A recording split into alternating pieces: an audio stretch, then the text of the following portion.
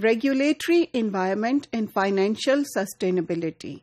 Now let us look at what is the regulatory environment within which these low cost یا low fee جو schools ہوتے ہیں private کے وہ perform کرتے ہیں یا وہ they are nested within, and what is their sustainability.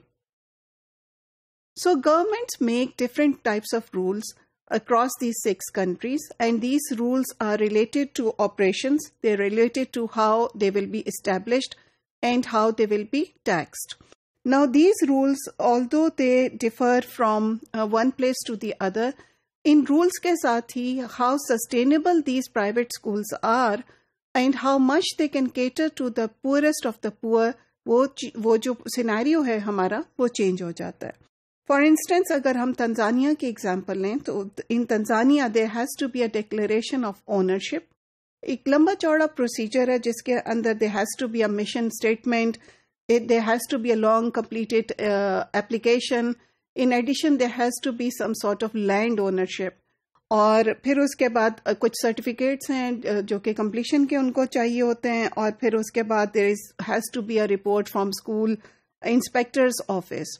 Pakistan میں کچھ جگہ پہ for instance land ownership must ہے ان اسکولس کے لیے, لیکن یہ سب ایک جگہ نہیں ہے. کینیا میں اسی طرح لینڈ اونرشپ جو ہمیں لگتا ہے کہ بڑی آسان سی بات ہے, becomes a major issue, because Kenya میں لینڈ اونرشپ کا ایک بہت بڑا ایشو ہے, ویسے بھی ایک ایشو ہے, تو اس میں اسکول کو لیجیٹمائز ہونے میں بڑا پرابلم ہوتا ہے. Once these schools are operational, then there are other requirements they have to fulfill. اور یہ خاص طور سے this is related to registered schools. Now please keep in mind کہ یہ اسکولس رجسٹرڈ بھی ہیں اور نان رجسٹرڈ بھی ہیں, اور ابھی ہم جن کی بات کر رہے ہیں وہ رجسٹرڈ اسکولس ہیں. تو ان all these 6 countries we would say that it is very important that national curriculum should be implemented. یہ سب جگہ پہ نہیں ہے, پاکستان میں ایسا نہیں ہے, اور نیشنل کریکولم سب جگہ ایک جیسا نہ ہونے کا نقصان یہ ہو سکتا ہے کہ at times there can be some extremism that can be taught through the curriculum. لیکن ایسا ہونا چاہیے. تنزانیہ میں ایسا ہے, کینیا میں ایسا ہے, یوگینڈا میں ایسا ہے, پاکستان میں ایسا نہیں ہے. However, all of them sort of appear in the same national exams if they choose to. پھر اس کے بعد اگر کہنے کو ایک بہت بڑا کوشچن اٹھتا ہے کہ یہ ریگولیشنز ہونی چاہیے کہ نہیں ہونی چاہیے, کیونکہ ان لو فی اسکولس کا ایک بہت بڑا پازیٹیو بات یہ ہے کہ یہ اسکولس جو ہیں یہ فلیکسیبل انوائرمنٹ میں گرو کرتے ہیں, and they sort of the cater to the needs of the local community, اور لوکل کمیونٹی میں بھی وہ لوگ جو کہ انتہائی غریب ہیں. لیکن اگر ان کو کسی قسم کی ریگولیشن میں نہ لایا جائے تو پھر آپ ان کی کوالٹی پہ کوئی بھی چیک نہیں کر سکتے. اور اگر ان کو ریگولیشن میں لاتے ہیں تو ایک بہت بڑا ایشو یہ ہوتا ہے کہ they are just too many regulations. Sometimes you make a regulation اور پھر اس کے اوپر it becomes a way for grafting corruption. تو آفیشلس کرپٹ ہوتے ہیں اور اسکولس کو اسٹیبلش کرنا مشکل ہو جاتا ہے. So, what about financial sustainability? There is an increased demand that these schools should act as businesses.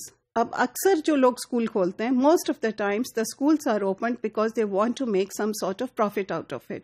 However, اس میں ایک مسئلہ یہ آتا ہے کہ اگر schools if they run for profit, تو they will not be able to sort of cater to the poorest, کیونکہ اگر وہ اپنی فیس اسی طرح بڑھاتے رہے جس طرح کے عام پرائیویٹ اسکول بڑھاتے ہیں تو وہ بہت غریب لوگوں کی رینج سے باہر ہو جاتے ہیں. اب اس میں یہ گورنمنٹ کا بہت بڑا رول آ جاتا ہے کہ وہ ان اسکولس کو کسی قسم کی سبسڈی دیں تاکہ وہ اپنی فیس وغیرہ نہ بڑھائیں اور وہ فائنینشلی وائبل ہوں بہت زیادہ غریب لوگوں کے لیے. So there is a big problem over here in terms of financial stability. Taxation structure کا ایک اور بہت بڑا ایشو ہے. So most of the times in almost all of these countries ایک ایشو بہت جو سامنے آیا وہ یہ تھا کہ یہ والے schools although they are intended for the poorest of the poor in the country, although they are working side by side with the public schools, yet they are taxed as if they are running businesses. ان کی taxation میں کوئی چھوٹ نہیں ہوتی اور اس کی وجہ سے وہ اور بھی زیادہ فائنینشلی وائبل نہیں رہتے.